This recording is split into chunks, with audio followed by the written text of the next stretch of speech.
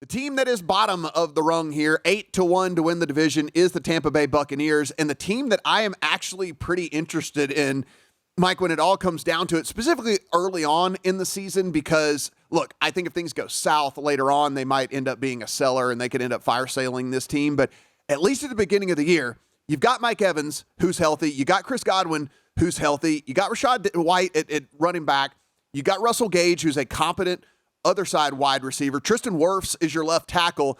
And then there's a lot of defensive talent as well for this team that I think maybe has gone under the radar because Tom Brady leaves and everyone just thinks his team's falling apart. But you look, I mean, Dean, Winfield, Neal, Davis, David, White. I mean, like there's a lot of talent on the defensive side of the ball for the Bucs. Now, they might not be there at the end of the year. They might end up trading a bunch of these guys if the season starts to go badly. But what if it doesn't go badly? I mean, like 6.5 wins. Could this team be 7-10? I think that's like very well within the range of outcomes.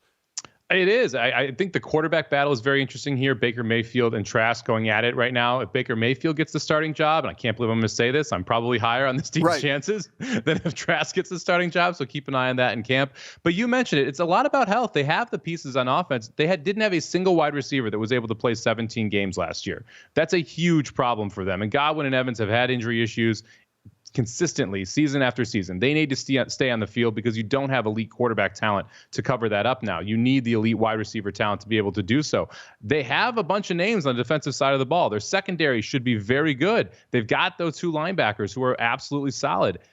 Again, can they stay healthy throughout the season? And then what happens at the trade deadline? Does this become the big seller? Do they want to go after Caleb Williams and the number 1 draft pick?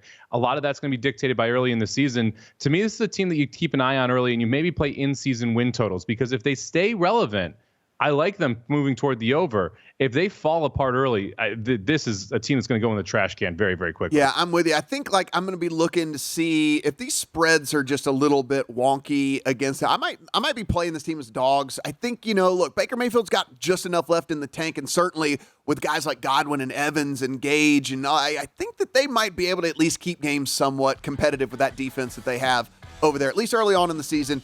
They might be sellers. We shall see. Go to VSiN.com/subscribe to become a VSiN Pro subscriber today.